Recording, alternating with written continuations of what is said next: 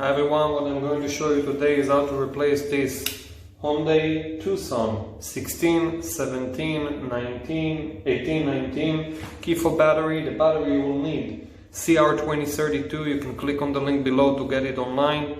Very easy. You open the key, flip it over, this cover right here. You simply pull back and here is the battery.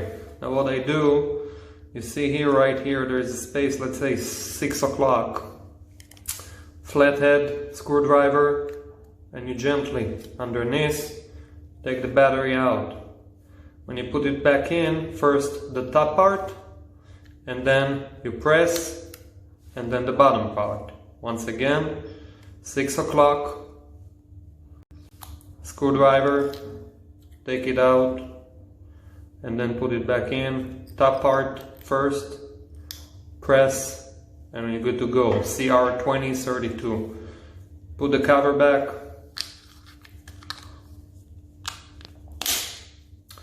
And that's it, you're good to go. As you see, everything works fine.